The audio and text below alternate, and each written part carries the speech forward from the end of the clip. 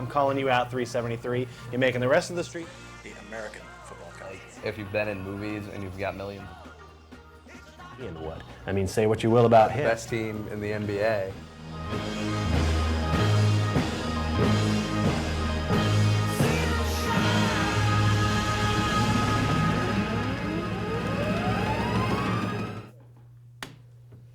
Greetings. Welcome to Talking Trash. You got Gabe over there. You got me over here. That new intro is still in the works. I didn't have as much footage of you as I would like to get this in. Come on. Maybe we should work overtime. Yeah, that's really what it's about. And I know I'm a little underdressed today, but we'll be giving our yearly awards away today. I'm looking forward to that later in the show. And by the way, we are streaming live today.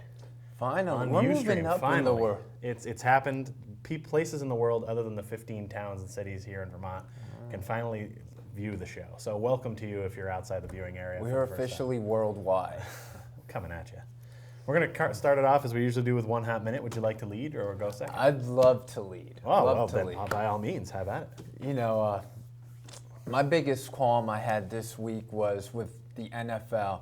I just don't get how they can select their Pro Bowl teams with a game left in the season. Now, granted, one game is equivalent to 6% of the season, but when you have guys like Eli Manning making the Pro Bowl, who has 26 touchdowns, 16 interceptions, and you got a guy like Matthew Stafford with 36 touchdowns, 14 interceptions, not making it with a game left in hand. I mean, what happens if the Cowboys defeat the Giants? And now the Giants finish up 8-8, don't make the playoffs. You know, I don't think it's fair to Matthew Stafford. Conversely, if the Giants come out, win the game, win their division, then you have an even better argument for a guy like Eli to make the Pro Bowl. And then I look at wide receivers. You have guys like Victor Cruz and Jordy Nelson, who I think both deserve a nod over Greg Jennings, who, I mean, in all-star voting, it's always the guys with more notoriety always get more votes. But I also think, what if Victor Cruz makes a game-winning touchdown catch this week? Right. He'll probably, you know, the voting took place Monday, he'd probably get in.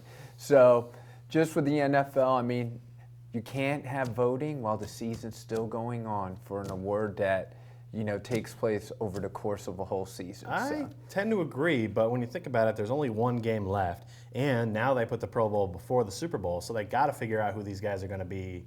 They got to give these guys some notice. So you're more concerned with logistics over performance. I don't like the Pro Bowl being before the Super Bowl because then you can't get the guys from the Super Bowl to go, and I think it allows. You know, between that and injuries and guys just turning it down, you start getting some players at the Pro Bowl that probably shouldn't be in the Pro Bowl, or like they're good players, but like they're not Pro Bowl players. And the game's almost become a little bit of a laughing stock. And especially like, let's say that the Patriots and the 49ers play in the Super Bowl. There's 16 guys you got to replace right there between two teams. So I don't like the system. I don't know how you fix it though. But I think you're right. I think you should wait till the season's over. But to be fair, baseball, hockey, they do theirs only halfway through the season. Sometimes guys who are in the All-Star game have a bad second half, and you're thinking that guy was an All-Star. But it is what it is. What are you going to do? What are you going to do, Gabe? I want to put that game back behind the Super Bowl where it should be. Oh, could you rather go to Hawaii than the other site? Well, it'd be nice to go to both. If you're on the team that goes to the Super Bowl, why not? Exactly, especially on nights like this in Burlington where I think it's 15 degrees right now. Yeah, I mean, if you're on the Super Bowl losing team, at least you get to go to the Pro Bowl and afterwards. You know what I mean? It's a diamond in the rough. Ask Bruce Smith how he feels about losing those 4 Super Bowls. Grasping at straws, my friend. Well, grasping at straws. Sometimes that's all we can do. All right, I'm ready for my 1 hot minute. And shockingly, I'm attacking a Boston player, but I have right to, because he took his name off the good sportsmanship ballot for Player of the Year as a sportsman. Kevin Garnett, in the first game this year, decided to attack Bill Walker of the Knicks immediately following the game. I'm not sure exactly what Walker said. I've heard that he said Merry Christmas or something like that to that effect. Kevin Garnett is a veteran. He's been in this league for years. He's won a championship. He's supposed to be a respected player who would have sense enough to not attack a player for whatever reason it may be after a game like that. It's totally unnecessary. Somebody's got to lay down the line on guys like this. No one's ever really said a good word about Kevin Garnett on the court. He's always been kind of a trash talker and a bad dude. And I just don't understand why this guy has to be so angry all the time and why he can't just put it aside, be a professional, be a basketball player, and rise above that kind of stuff. That's the kind of stuff rookies do. It's not the kind of stuff veterans do. You see, I think it has to do with Kevin Garnett having safety on the court. I don't think he would ever cross one of these guys off the court. Well, that's true. You know, I mean, Kevin Garnett, he's notorious for he's like the bully, you know? He just talks trash, and then when mommy and daddy come, you know, that's it.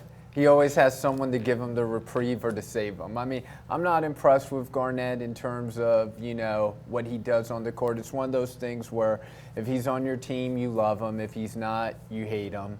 So, I mean, a lot of fans in New England, they turn a blind eye to what Kevin Garnett says and does because he's one of them.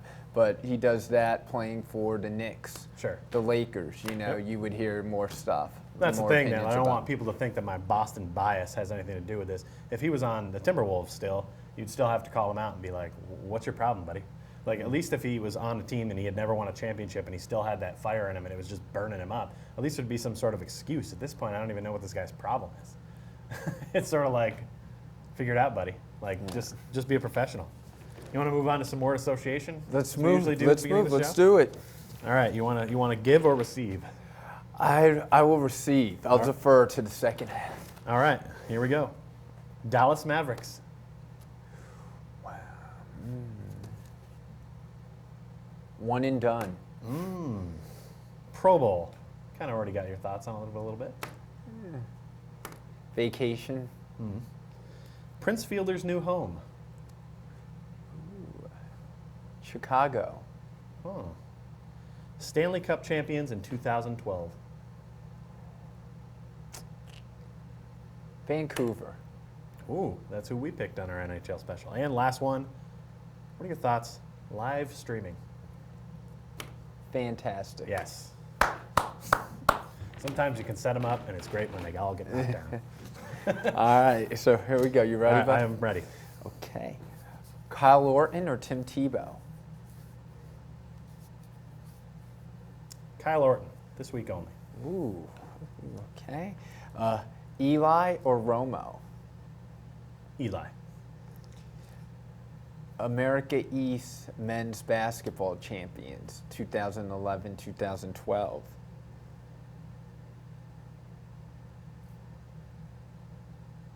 Vermont Catamounts. Okay.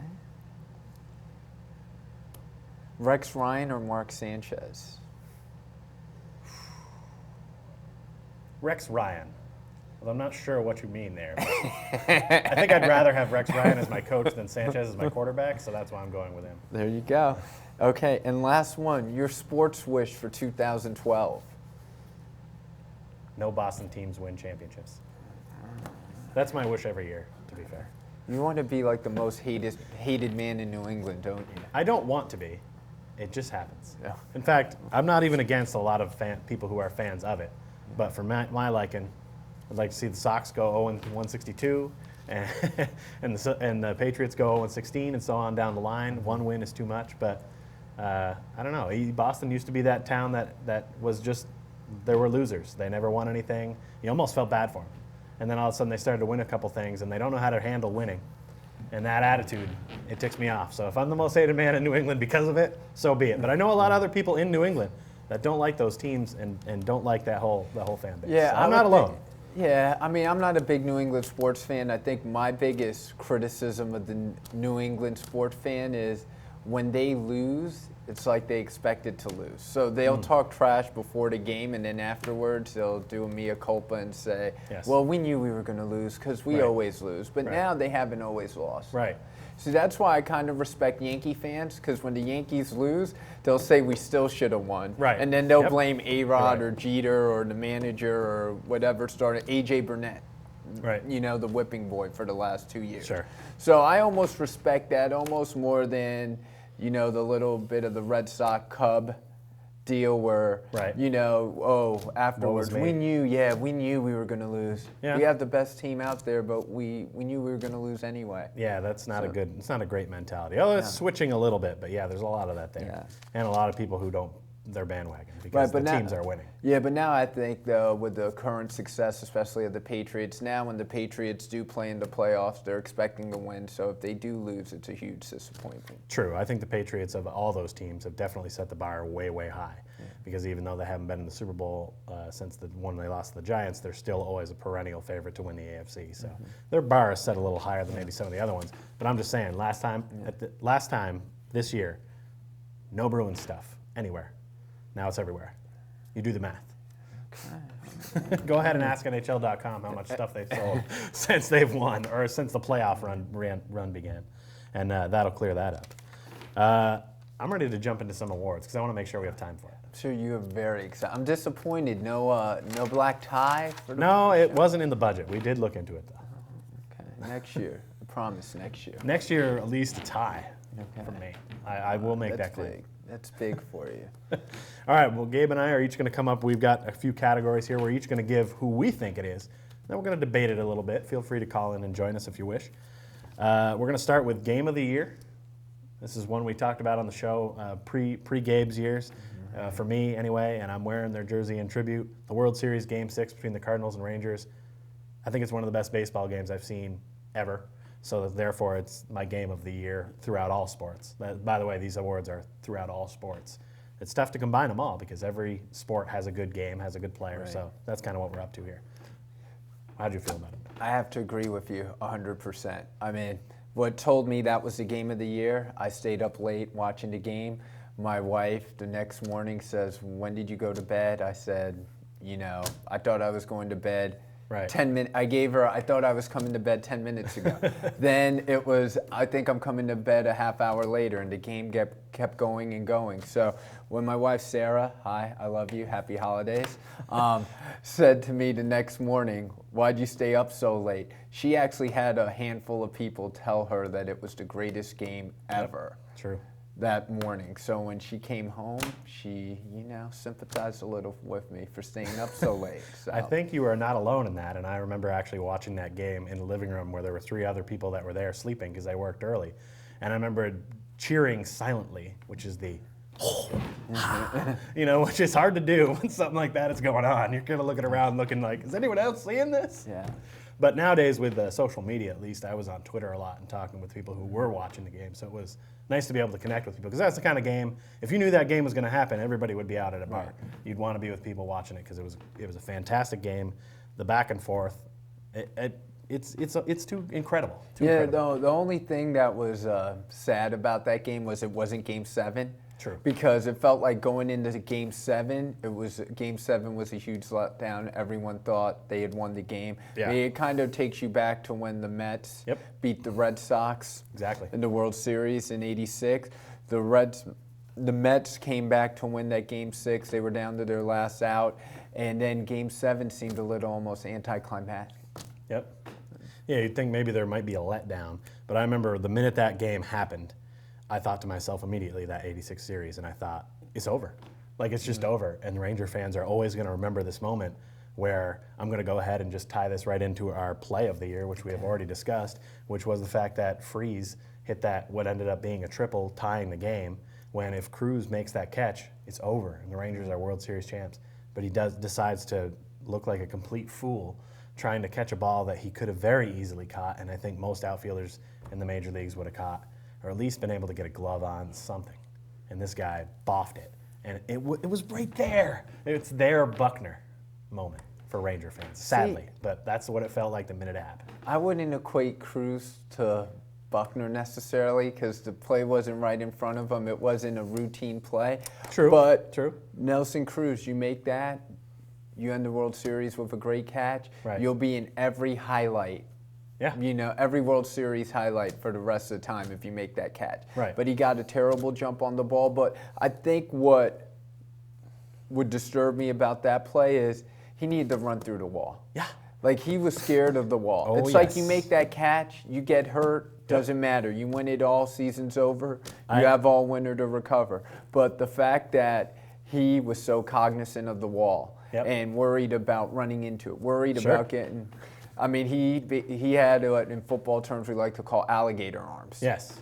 and he just short-armed it, didn't run through it. I made that point the minute that game happened and we came in here and did the show. I said, hey, when the World Series is on the line, all you have to do is make one catch. You should dive headfirst into a pit of scorpions and broken glass to make that catch and worry about the other stuff afterwards. Right. And it didn't look like his effort was completely there, and that's what's upsetting. If he tries really hard, laid out, and didn't make the catch, but went headfirst in the wall and just gave everything he had, then you feel bad for the Rangers. I didn't end up feeling that bad for him because I felt like he could have gone. I mean, I feel bad for some of them, but I feel like he could have made that catch. It was makeable. Okay. But it's a play of the year that wasn't almost. Yeah. But still, unless you're a Cardinals of the year. Unless you're wearing a Cardinals jersey. It's true. Mm-hmm. It's true. But just for all baseball fans, I think that whole series was a treat to watch. It was a little slow maybe going, and people kind of got on board as it kept going. Game 6 kind of made you wonder how good the World Series this was long term. It will hold up as probably one of the better ones. Well, I think that's why baseball purists think baseball's the best sport, because it's untimed. True. So every team gets the same amount of at-bats, outs, So yep. With that being said, the game is not over. You get your last licks. And this is another case in point where I'd like to talk about Bud Selig. It's a little, it's off a tangent a bit, but what was important to note was the Cardinals got into the World Series as a wild card, but they got to host Game 7. Yep. Why? Because the National League finally won an All-Star game. So the National League wins the All-Star game, which had nothing to do with Nelson Cruz, had nothing to do with David Freese, Albert Pujols, and they get to host where the Rangers won their division, had home field advantage throughout the playoffs, but then once they get to the World Series, because they, not them, but the American League lost the All-Star game, they have to play in St. Louis Games 6 and 7. So, ironically, off the bat of Prince Fielder, who could have been in that World Series, and then at least it would have mattered to the man who decided it. But yeah, I've never liked that system. It's really silly. It doesn't reward the teams. If you're going to have a 162-game season, which is the longest in pro sports, then reward the team that had the best record all the way through until they're gone, because that's why you play that many games. Not because of one All-Star game between guys from different teams. It doesn't make sense. They're just trying to he's still trying to make up for that bad All-Star game where they called it when it was a tie. So they had to try to get people interested in it again by making it worth something, and that was not the right move. And it never will be. But I don't know if they'll stop it now. It might be too late. Let's move on with the awards. Let's get to the Player of the Year, because if we have to cut short some award, we can't cut short Player of the Year. I had 2 candidates. My runner-up is Justin Verlander. He had a bananas season for the Tigers, 24-5, 2.40 ERA. Guy was a stud. And I know if Kyle were here, he'd probably be making the case for him as the overall MVP. But I went with Aaron Rodgers. I just felt like he won the Super Bowl last year. Guy's only lost 1 game this calendar year. So when you're breaking it down and giving an award away for a year, I got to lean Aaron Rodgers. The guy did big things with the team last year. He's continued right on. Guy puts up numbers. You know what? I had both of those guys in my top 3. Maybe I'm a little biased because I'm a college basketball guy, but last year was the year of Jimmer and Kemba Walker. It was. The whole nation was riveted by these two, and Kemba Walker took a team of no names at the time and brought them all the way to the Final Four, and they won a national championship. Justin Verlander, I think he had a great year, but the fact that they didn't get anywhere in postseason, I think, hurts him. Aaron Rodgers, like you mentioned, won the Super Bowl last year, came through as a wild card, so they didn't have a great regular season. This year, they're having a great regular season. So I think if he were to win the Super Bowl again, that would lend more credence to your argument, but we will not know that. We will not. We will not know that. That will be in the 2012 awards. Yes. So that's why I'm going to go with Kemba Walker. I'm willing to concede on Kemba Walker. He was maybe somebody I did not think of throwing on there. But I like your case for him, and I feel like you're right. That you think you take him off that team, they're not winning. And I think if you put maybe Matt Flynn in, the Packers are still going to win some games. Maybe they're not, they're not Super Bowl winning caliber, but Kemba Walker, the guy was nice. I mean, you make a good case. They won the national championship on that guy's back. I think we're. Maybe we should stop here. He wants to stop here because I think we might have an argument brewing for Team of the Year. Yeah, my team of the year, as you had noted earlier, you're not a big fan of New England teams, but I think this year, with no clear-cut team dominating a season from start to finish, I think you got to look at the Boston Bruins as your team of the year. And other reason why I like the Bruins is the two most exciting words in sports, Game 7. The Bruins went through 3 Game 7s in order to win the hardest trophy to win in sports. Well, that's a good argument. The Game 7 argument is hard to go against. Before I say who my team of the year is, I will just stress that when it comes to the Bruins and me thinking about their run, I think of them not as a team but as a player. And a man who I would have had on my list of players of the year was Tim Thomas. Tim Thomas was that team. I felt like he was the one that made that team go through it.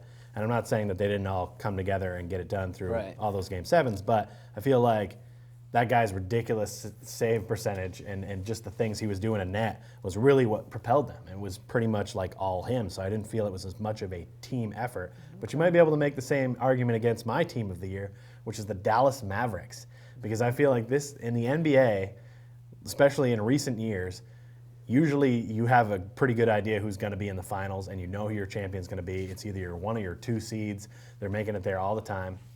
Mavericks were a 4 seed coming out of the West.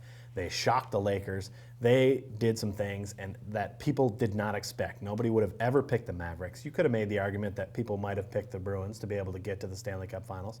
But in the NBA, nobody thought the Mavericks were going to do anything, and especially when they got to the finals against the loaded Heat, who were basically almost already given a couple of rings the minute they signed LeBron, and they staved them off. Now, granted, Dirk Nowitzki is the straw that stirs their drink, but when he didn't have a good game, other guys stepped up, like the Jet, Jason Terry, and they had Jason Kidd playing some of his best basketball of his career. And I just feel like overall, as a unit, that team was good. Now, right now, they're not helping the case because they've already started out 0-2. But that playoff run alone, for me, made me feel like they were just a good team. They worked together well. The ball movement was there, and you didn't see it coming. It was a shocker.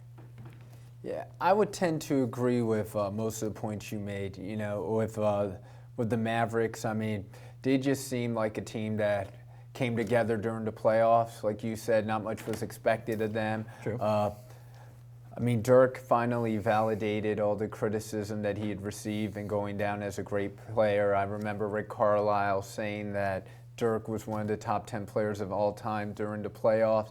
Also remember in that pregame walk through the tunnel with Dwayne Wade and LeBron James when Dirk had a cold and was coughing on the sidelines, and they were basically mocking him. Yep. And then I think that was really the turning point and basically the final nail in the Heat's coffin, because that brought the team together. They rallied around Dirk, and then in the fourth quarter of every game, Dirk took over, made every big shot. So I think apples and oranges, Mavericks, Bruins, both great stories. True. Even I have to admit that you didn't see either one coming, and both teams had a great playoff run. Now, so far in this year, the Bruins have been backing that up, whereas the Mavericks are off to a slow 0-2 start. If they hadn't had the lockout, things would probably be a little different, but you never know. Yeah, plus this year, I think the Bruins pretty much kept their core of players, whereas, you know, the Mavericks, I mean, they've lost to Sean Stevenson, Tyson Chandler. That's 40% of your starting lineup. Jose Juan Barea. Yeah, they lost Jose Juan, who was in essence almost a quasi-starter for him. And then they only really bring back Lamar Odom in return. So, I mean, the Mavericks, I think what was great about them is they caught lightning in a bottle. Yep. So if you had to play those playoffs again 10 times, that might be the only time that the Mavericks do win it. Right. Yeah, that's true. That's true. And I feel maybe that same thing might have been happening with Tim Thomas and his save ability with the lightning in a bottle. So agree to disagree, but I think both teams are fitting to be in that conversation. I've got next award I've got up is the Rookie of the Year. It's a tough one because it goes across all sports. But I'm going with Cam Newton. Ooh, okay. Dude wins the Heisman, then comes in the NFL, takes it by storm, breaks Peyton Manning's rookie passing record, and still has 1 game to go, by the way. He's made the Panthers a team to consider. They still haven't won a lot of games, but he's made a lot of teams worried and nervous, and he's still putting up a lot of points, and it makes the future look bright. So between the Heisman and what he's done so far with Carolina, I like Cam Newton. Yeah, this was a tough one because I have a kind of an asterisk put on this one because with Blake Griffin, he missed his what would have been his rookie season, and last year was his first season, so technically he qualified for Rookie of the Year. So it's been a long time in the NBA since you've had such a force like Blake Griffin come in and excite a fan base, and now with Chris Paul coming in, I mean, expectations are high in LA finally for the Clippers, maybe even more so than the Lakers. But not only with Chris Paul, but I really think Blake Griffin is going to be, as you say, the straw that stirs the drink over there. Because Blake Griffin is a highlight film waiting to happen. I mean, every night you watch, every morning when you watch SportsCenter, unless you stay up and watch the Clipper games, I mean, you're going to see a Blake Griffin dunk or two on the top 10. And not that dunking is the most important thing in basketball, but, you know, it's what excites fan bases. In baseball, chicks dig the long ball. In basketball, they want the jam. Absolutely. And rightfully so. Even I have spent an inordinate amount of time on YouTube watching just Blake Griffin dunks. And he's only one season in. So you're right. He's definitely someone to consider. I don't know. I think I still like Cam better than Blake, but I think maybe long term down the road we may look back and be like, maybe we should have given it to Blake. But both guys had a great year. Right. And next I've got Coach of the Year. And I think I might shock some people here because I've definitely said a few things about this man's team. But after looking at all the stats, I figured out that this man was 24-4 as a coach over the past season. He won the Orange Bowl with Stanford. And now he's 12-3 with the 49ers, and that's Jim Harbaugh. He's doing a lot with a little, I feel. Their defense is bananas. This guy had a fantastic year in both the college and the professional rankings. Hands down, he's my Coach of the Year. I think you're going to have a hard time talking me out of him. What do you got? I mean, I'm just in shock. Jim. Can you 24-4 over the last year, won an Orange Bowl. 12-3 in his first season in the NFL. It's pretty good. Okay. 49ers lose first playoff game at home because they should be hosting. Does that change your opinion on Harbaugh? Not really, because that's what I expect from the 49ers at this point. Okay. I actually expected way less than I've gotten. But from the Coach of the Year playing at home, you're expecting them to lose at home. The coach can only get you so far, and if they run into a team that's hot, I don't know if they will. I think at this point, if the Saints somehow sneak out that first round bye, then I think the Niners do win their first playoff game. But if they get that second one and they would have to take on the Saints, I don't know, man. I don't Interesting that you say a coach can only get you so far, because that's where I'm going with my Coach of the Year. Okay. I'm going to go with the Texas Rangers' Ron Washington. Oh. Now, Ron Washington was belittled going into the World Series, saying how Tony La Russa is going to coach circles around him, so on and so forth.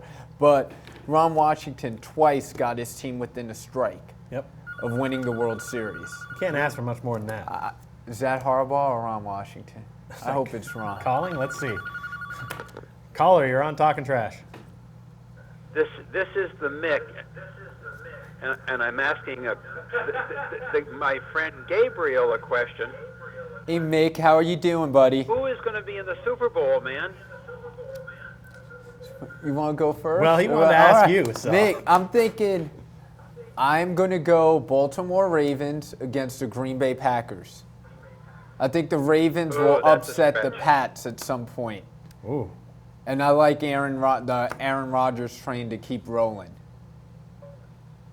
If you want my opinion because you're called in and asked the question, I'm going to stick with it. Because I picked the Packers from the beginning of the season to repeat, and I think that they're going to be the ones to do it again. I don't think that Chiefs thing was a speed bump. Thanks for calling. We're under a minute to go.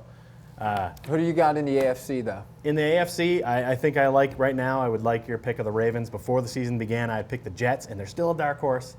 So I'm going to stick with them until then. We got to unplug this because we're under a minute to go. You got anything else to get in? No. I think I'm happy with where we went with the awards. I like the awards too. I also had Melee of the Year as the Vancouver debacle because I just felt like it deserved to be mentioned. And I had Wedding of the Year, Kardashian Humphrey, followed by Divorce of the Year, Kardashian Humphrey. All right, thanks for coming. We'll be back next week. Thanks for joining us live on Ustream.